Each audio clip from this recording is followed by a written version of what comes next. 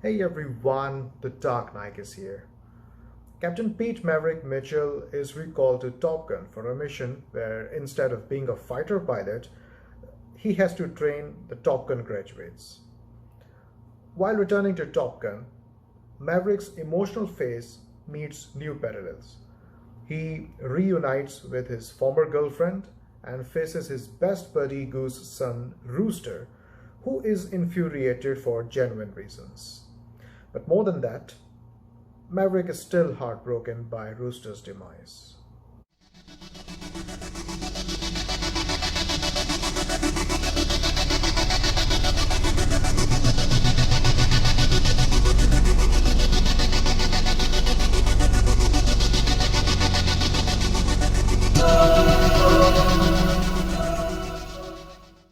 It is a crazy theory that one of the most iconic, memorable, and beloved films of all time, Top Gun, can be thought to fetch a sequel after crossing 3 decades with the same poster boy and results in the legacy of the work meeting new heights. Top Gun Maverick is the most ideal sequel one can dream of for their favorite film. This film exceeds all the expectations. It is a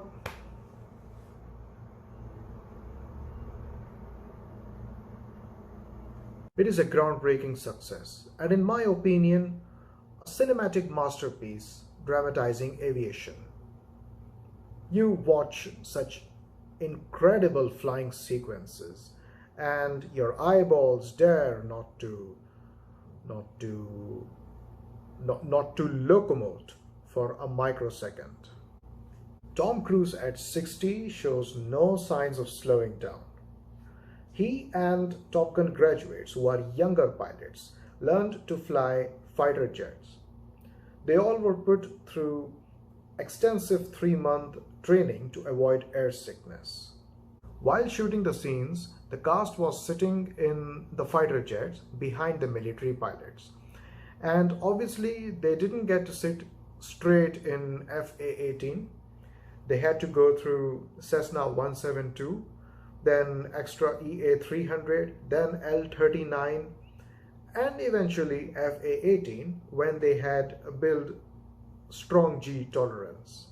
The young cast can exert that physical pressure, but someone at 60 has to be a metahuman. Tom Cruise cruises his life towards extraordinary bounds. And this is exactly why Tom Cruise is globally respected and recognized as a true superstar.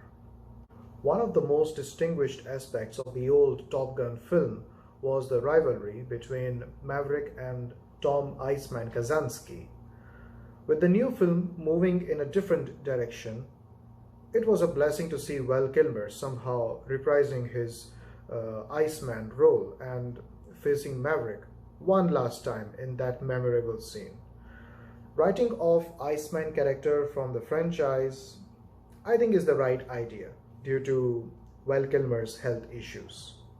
Miles Teller as Goose's son Rooster is the perfect choice because he facially reminds us of Anthony Edwards as Goose in the film. This character was added with the burden of emotional tragedy that became a complaint towards Maverick, especially when Maverick wasted a few years of Rooster's career. Rooster's significance to Maverick is so Donnie Creed to Rocky Balboa. The writing of this film does not disappoint. I like the pressing about Maverick's character that despite old age, he wants to fly and fight because this is what he meant to do. He is not a teacher. He is a naval aviator. He is a fighter pilot. His repeated insubordination didn't allow him to grow further. Or maybe he chose to refuse to obey orders so that he could remain at his post for the love of flying. The most impressive part of the writing that was followed from the old film is the introduction of the old flame, Penny Benjamin, played by Jennifer Connelly. In the old film, Penny Benjamin was mentioned twice, but she was never shown who she was. 36 years later, we actually happen to see Penny Benjamin coming back into Maverick's life. And it was so exciting. With the passing of 36 years between the two films, I also like the recognition of moving ahead from manned aircraft to remote controlled drones, as noticed in the first scene. In order to avoid the shutting of Mav's scramjet program, he flies the prototype to Mach 10, after which Hammer Kane warns Maverick that the era of crewed fighter aircraft will soon end. There was one thing I felt missing in the flying sequences in Top Gun: a bird strike. I'm glad the bird strike was dramatized here in Top Gun Maverick, and the makers depicted the consequences of such tragic incidents. There were many breathtaking flying sequences, but the one that screamed my soul was when the team struggles to escape from the SAMs after destroying the plants. I was not convinced by a few factors in the screenplay. For example, the new rivalry of Rooster and Hangman.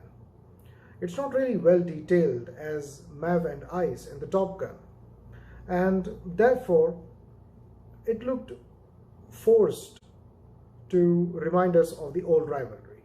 The character of Rooster is not much significance to the film as it should be for a strong supporting role.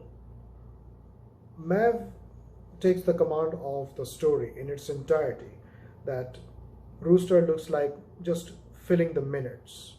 The writing of the Rooster lacked the strength to build its own importance in front of Maverick. The way Maverick and Rooster stole F-14 from the destroyed air base, I felt like the writer was just running out of ideas. It looked flat to me.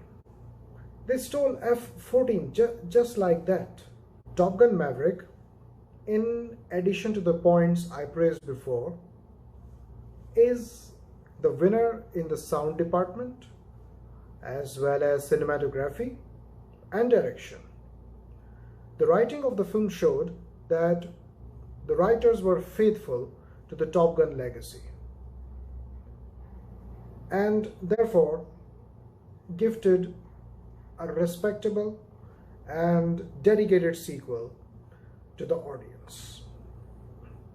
I'm Knaik.